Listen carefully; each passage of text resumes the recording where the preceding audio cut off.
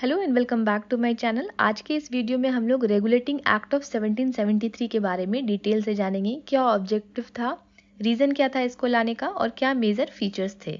Objective देखते हैं तो 1772 में बंगाल में बहुत बड़ा अकाल पड़ा था। बंगाल में काफ़ी परेशानी चल रही थी, इसकी वजह से जनता सफ़र कर रही थी और कंपनी अफेयर्स को ठीक से मैनेज नहीं कर पा रहा था। दूसरा, ईस्ट इंडिया कंपनी में काफ़ी करप्शन के कंप्लेंट्स आ रहे थे, नेपोटिज्म था। इन सब की वजह से पूरी तरह से ईस्ट इंडिया कंपनी बैंकरप्ट हो गया था। इस बैंकरप्सी की वजह से उसने 1 मिलियन पाउंड का ब्रिटिश गवर्नमेंट से लोन मांगा था। ब्रिटिश पार्लियामेंट ने फिर डिसाइड किया कि अब कंपनी के अफेयर्स को रेगुलेट करने की ज़रूरत है ताकि स्थिति और बिगड़ नहीं जाए। और कंपनी के पास जो पॉलिटिकल पावर्स है, चूँकि कंपनी ईस्ट इंडिया कंपनी एक ट्रेडिंग कंपनी है तो उसके पास पॉलिटिकल पावर नहीं होना चाहिए, तो उसको भी रिमूव करने की ज़रूरत थी।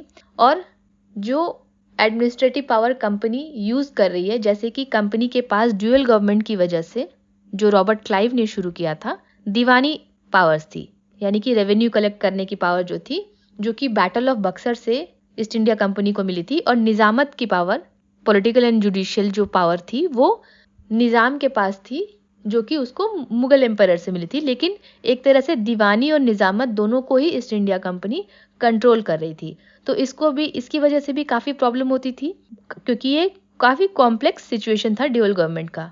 तो एक न्यू एडमिनिस्ट्रेटिव रिफॉर्म लाने की ज़रूरत थी, एक सेंट्रल एडमिनिस्ट्रेटिव सिस्टम की ज़रूरत थी, और जो भी एडमिनिस्ट्रेटिव पावर यूज़ कर रही है कंपनी, उसको रिकॉग्नाइज करने की ज़रूरत थी। कंपनी के जो अफेयर्स थे, जो हमने देखा काफ़ी करप्शन चल रहा था, नेपोटिज्म था, उसको भी कंट्रोल करना था, ड्यूअल गवर्नमेंट का केओस को कंट्रोल करना था। तो इन सब की वजह से ये एक्ट लाया गया, इसीलिए इसका नाम था रेगुलेटिंग एक्ट, क्योंकि कंपनी के अफेयर्स को रेगुलेट करने की ज़रूरत थी। क्या की प्रोविजंस थे वो हम लोग देखते हैं। सबसे पहले तो रेगुलेटिंग एक्ट ने कंपनी को परमिशन दी that it can retain its territorial positions in India. जो भी कंपनी ने बैटल ऑफ बक्सर वगैरह के बाद से पोजीशंस अपने अंडर किए हैं, टेरिटोरियल पोजीशंस, उसको पार्लियामेंट ने अलाउ कर दिया, लेकिन उसको रेगुलेट करने के लिए ये एक्ट लाया, इसीलिए इसको कहा गया रेगुलेटिंग एक्ट, जिसमें कि कंपनी के पावर्स पूरी तरह से नहीं लिए गए, उसको रेगुलेट किया गया। इसके लिए office of governor general of Bengal को इंट्रोड्यूस किया गया along with 4 councillors. Governor general का ऑफिस बनाया गया और इसमें 4 मेंबर दिए गए। नाम पड़ा गवर्नर जनरल इन काउंसिल, जो कि फोर्ट विलियम में था, कलकत्ता। और वॉरेन हेस्टिंग को अपॉइंट किया गया as the governor general of the presidency of Fort William. ये एग्जीक्यूटिव काउंसिल जो था 4 मेंबर का, वो गवर्नर जनरल को असिस्ट करता। गवर्नर ऑफ बॉम्बे और मद्रास प्रेसिडेंसी को गवर्नर जनरल ऑफ बंगाल के सबॉर्डिनेट कर दिया, यानी कि गवर्नर जनरल ऑफ बंगाल जो थे वो सुप्रीम हो गए और बॉम्बे और मद्रास प्रेसिडेंसी इनके अंडर आ गया। चौथा सबसे इंपॉर्टेंट फीचर था establishment of supreme court at judicature at Fort William.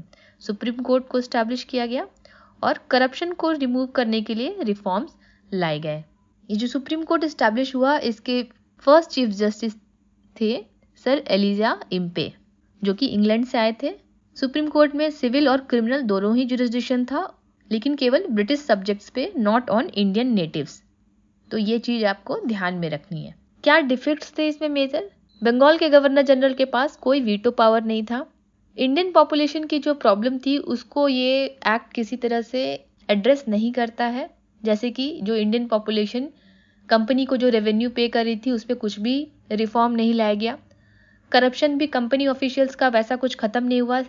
इसने सिर्फ 6% तक डिविडेंड का एक स्टॉप लगाया कि 6% से ज़्यादा कंपनी के ऑफिशियल्स डिविडेंड नहीं ले सकते हैं।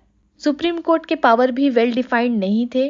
पार्लियामेंट्री कंट्रोल जो क्रिएट किया गया था through governor general of Bengal और उनके काउंसिल के थ्रू, वो भी कंपनी पे कुछ इफेक्टिव कंट्रोल नहीं ला सकी, क्योंकि कोई मैकेनिज्म नहीं था जिससे कि जो रिपोर्ट भेजी जा रही है गवर्नर जनरल इन काउंसिल के पास, उसको अच्छे से पढ़ा जा सके।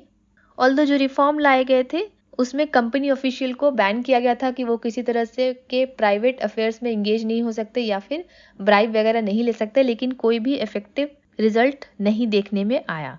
तो 4 प्राइमरी फीचर थे कि गवर्नर जनरल ऑफ बंगाल आए, मद्रास और बॉम्बे प्रेसिडेंसी इनके सबॉर्डिनेट हो गए, एग्जीक्यूटिव काउंसिल बनाया गया, एक सुप्रीम कोर्ट स्टैब्लिश किया गया और करप्शन को कर्ब करने के लिए कुछ रिफॉर्म्स लाए गए। तो ये मेजर फीचर्स थी। कंपनी के डायरेक्टर्स का भी टेन्योर लिमिट कर दिया गया। कंपनी के डायरेक्टर्स 5 साल के लिए इलेक्ट होंगे और हर साल 1/4 डायरेक्टर्स जो हैं वो रिटायर कर जाएंगे। तो ये थे important features regulating act of 1773। इस तरह के डिटेल वीडियोस अगर आपको चाहिए ऑन इम्पॉर्टेंट टॉपिक्स तो मुझे कमेंट सेक्शन में बताइएगा।